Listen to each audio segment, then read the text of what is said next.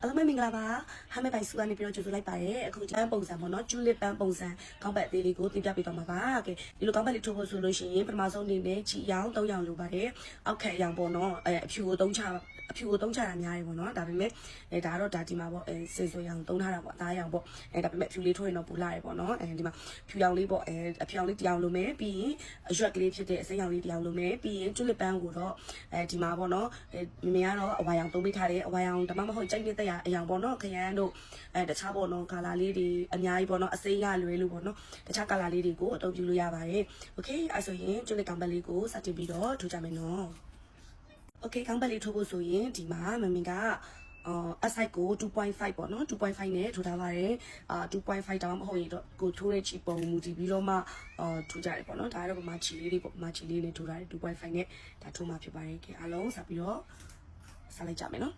ပထမဦးဆုံးဗီဒီယိုအနေနဲ့ဒီကောင်းပတ်လေးထိုးဖို့တော့ပေါ့နော် slim knot လေးလုပ်ပြီးသွားလို့ရှိရင်မမေကတော့ chain ကို80နဲ့မှ9ကထိုးပါတယ်ဒီလိုမျိုးပေါ့ဒီမှာဒါဆိုရင် chain တစ်ခါနောက်ပြီးရင် chain နှစ်ခါ chain 3ခါအဲ့လို chain 3ခါကိုတစ်ခါလို့ယူမယ်အဲ့ဒါကို25ကထိုးမယ်ဒါဆိုရင် chain 3ခါတစ်ခါပေါ့နော်ပြီးရင်1 2 3ဒါဆိုရင်နှစ်ခါ1 2 3 3ခါ1 2 3 4ခါ1 2 3 5ခါအဲ့လိုမျိုးလေးဒီမှာ chain ကိုအားလုံးပေါ့20နဲ့မှ5ကထိုးလိုက်တဲ့အခါမှာ80နဲ့မှ5ခုရပါတယ်အဲ chain 80နဲ့မှ5ခုကို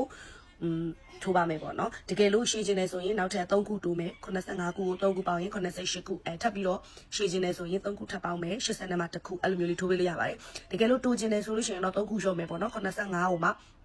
3ခုရှော့တော့8282ကို3ခုရှော့တော့69အဲ့လိုမျိုးလေး3ခုစီရှော့ပြီးတော့မှထိုးသွားလို့ရပါတယ်ဒါကတော့မိမိလိုချင်တဲ့ခေါင်းရဲ့ပုံစံအလိုက်ပေါ့နော်တိုးတာရှည်တာကိုချိန်ယူလို့ရပါတယ်ဒါဆိုချိန်80နဲ့မှ5ခုမိမိကထိုးပြပေးပါမယ်နော်အားလုံးပဲချိန်အားလုံး80နဲ့မှ5ကထိုးလို့ပြီးသွားပါပြီထိုးလို့ပြီးသွားတဲ့အခါမှာ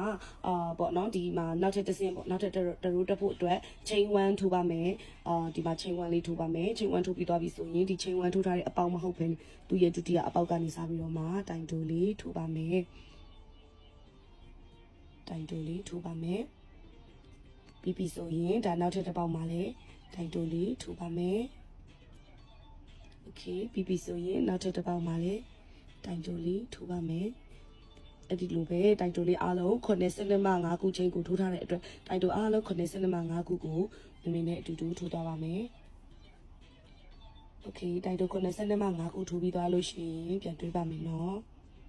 โอเคအားလုံးတိုင်တို80နဲ့မှ5ခုထိုးလို့ပြီးပါပြီโอเคတိုင်တိုအားလုံးကိုအဆုံးထိထိုးပြီးသွားပြီနော်ဒီမှာအားလုံးတိုင်တော့90နဲ့မှ5ခုအဆုံးထိထိုးပြီးသွားပြီအားလုံးထိုးပြီးသွားတဲ့အခါမှာဒီမှာချီစာကိုဖျက်ခဲ့လိုက်မယ်ပေါ့နော်ဖျက်ပြီးတော့နောက်တစ်ဖက်ကနေပြီးတော့မှဒါကာလာလေးပြောင်းမယ်ပေါ့နော်